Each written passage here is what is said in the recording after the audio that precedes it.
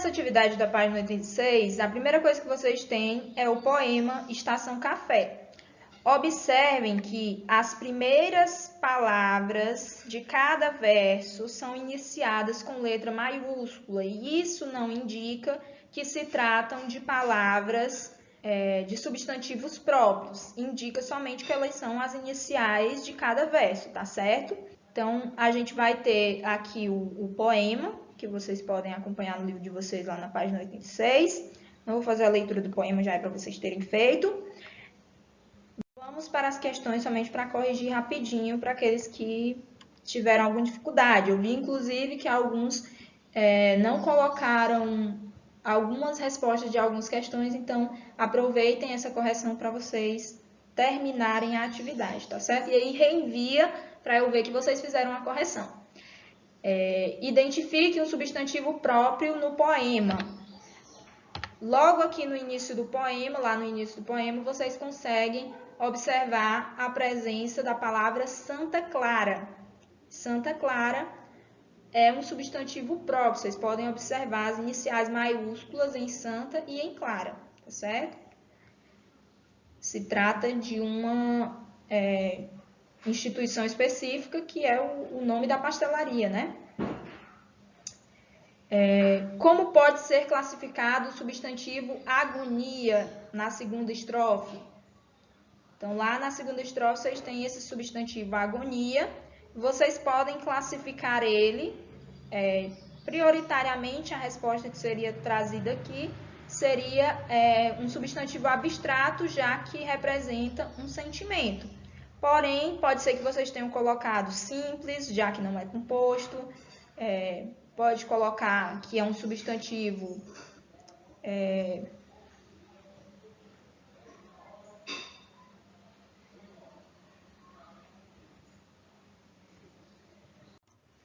Você pode dizer, por exemplo, que é um substantivo primitivo, já que ele dá origem a outras palavras, como, por exemplo, agoniante, né? E assim por diante. Mas, prioritariamente, a resposta aqui da B, vocês devem colocar que ele é um substantivo abstrato, porque é o nome de um sentimento, agonia. Item C, liste os substantivos compostos usados no poema. E aí você vai lá no poema e vai procurar as palavrinhas que são formadas, os substantivos que são formados por duas palavras ou mais. Então, tem lá, se eu não me engano, algodão doce, e aí vocês vão olhando verso por verso e procurando esses substantivos, né? Além do algodão doce, tem outros exemplos. E aí, depois, você vai dizer, você lista eles, depois você diz se você os conhecia ou não. Você já conhecia essas palavras? Ou não? Item D. Identifique um momento do poema em que o eu lírico poderia ter usado um substantivo próprio. Em que momento ali que ele optou por não usar, mas que ele poderia ter usado um substantivo próprio? Que se você voltar lá no poema, você vai ver que em um determinado momento ele chama a dona da doceria de Senhora Dona Doceira. Senhora Dona Doceira poderia ter ali o nome da senhora, né? Mas ele optou por dizer somente Senhora Dona Doceira. Ele poderia ter usado um nome próprio, que seria o nome da doceira, mas ele utilizou somente o comum, né? Item E. Destaque do poema um par de substantivos, um primitivo e um derivado dele. Você vai lá no substantivo, Você vai lá no poema e procura.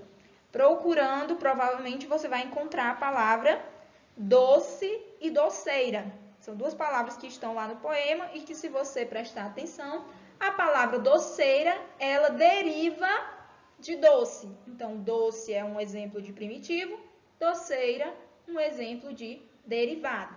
Ok? Vamos para a segunda questão. A segunda questão, ela pede que vocês reescrevam no caderno as frases que tem aí nos itens A a I, substituindo os termos destacados por substantivo coletivo. Então, você vai trocar esses nomes que tem aí, né, por substantivos coletivos, que são aqueles que são utilizados para nomear determinados grupos, né? Então, lá no livro de vocês conseguem ver lá uma lista de nomes. E aí tem assim, tem o nome, né, o coletivo, e tem grupo de, na outra coluna, e na coluna grupo de vai ter, por exemplo, cães. E aí você vai procurar lá, cães. Como é que chama um grupo de cães? Matilha. Como é que chama um grupo de viajantes? Caravana, e assim por diante. É uma lista.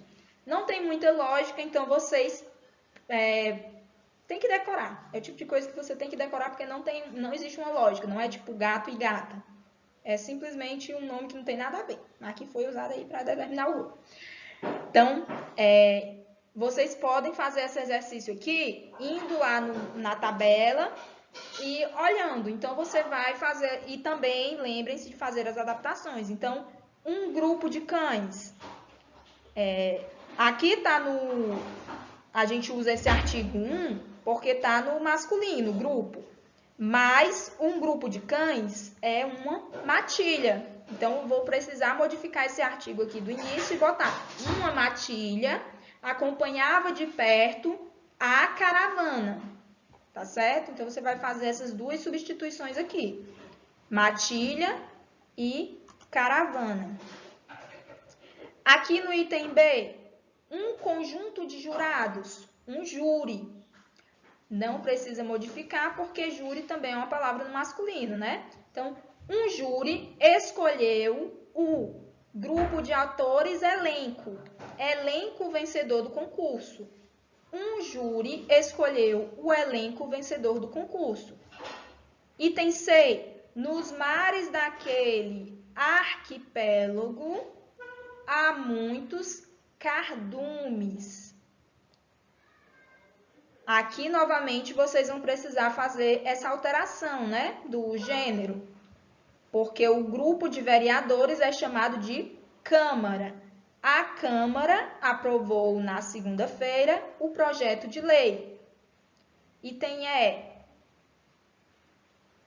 Uma prole ganhou dos avós um valioso álbum.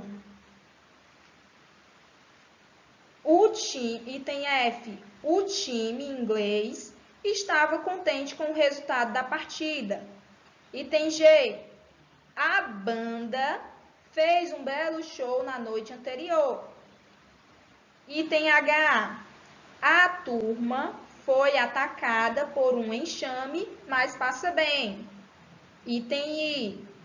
A junta ficou encantada com a beleza do Recife.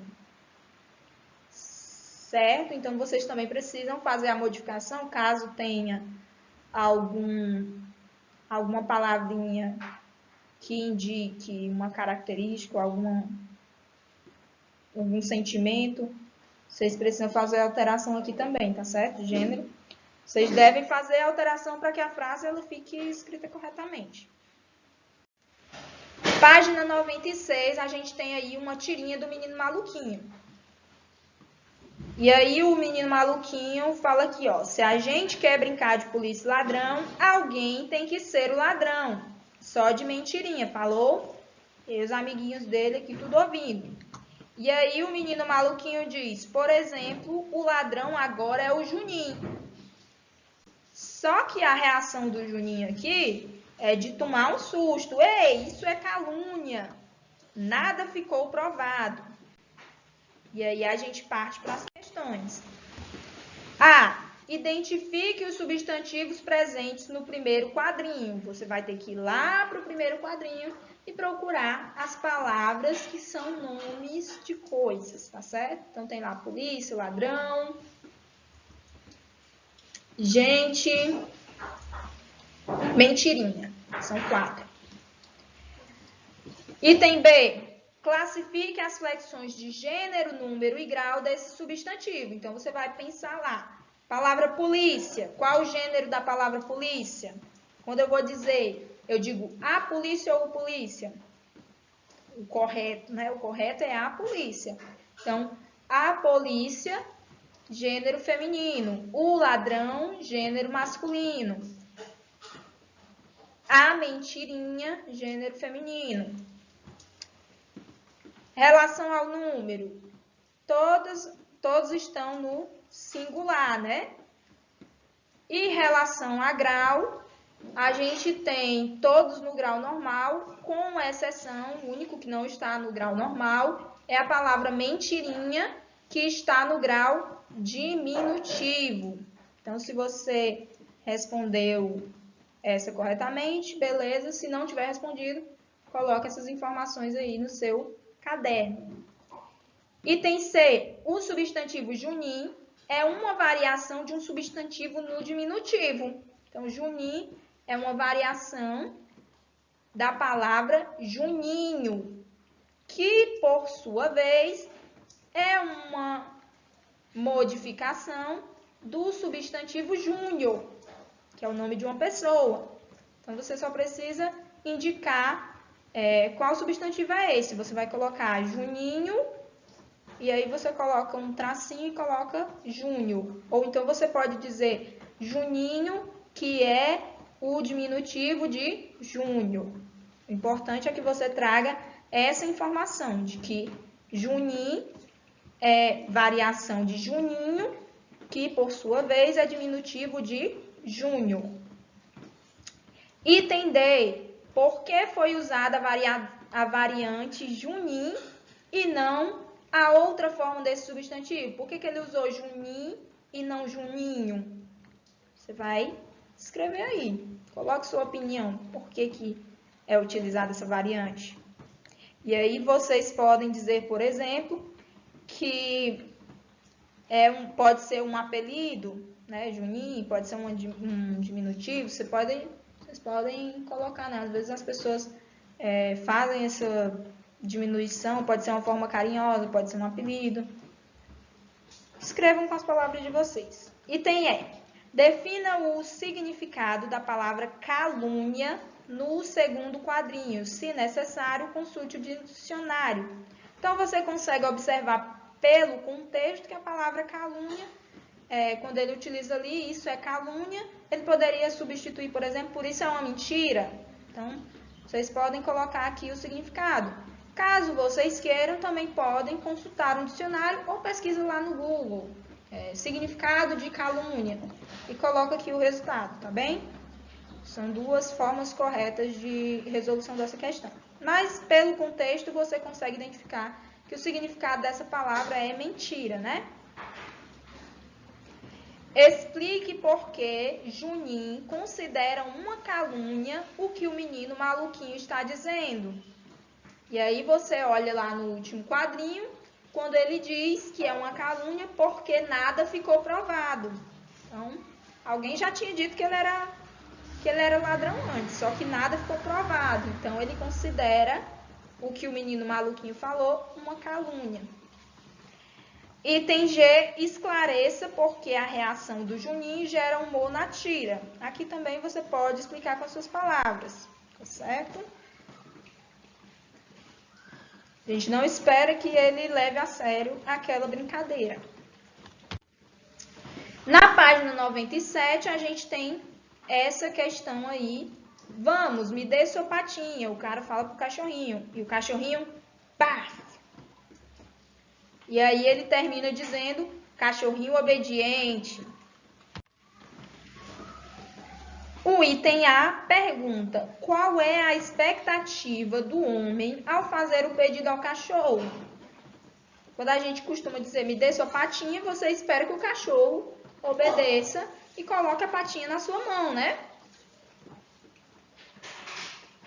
No item B, no segundo quadrinho, há uma onomatopeia. Na aula lá sobre as HQs, eu falei para vocês que onomatopeias são aquelas palavras que imitam sons de coisas. Por exemplo, trim, que imita o som do telefone ou da campainha. Puff, que pode ser um murro, né? Uma historinha. E lá nesse quadrinho que a gente viu agora, a gente tem a presença no segundo quadrinho de baf. Baf representa lá a tapa que o cachorro deu na cara do homem. Então, vocês vão dizer que a onomatopeia é bafo e que ela representa o som da tapa que o cachorro deu no rosto do homem. Item C, a palavra obediente, que acompanha o substantivo cachorrinho.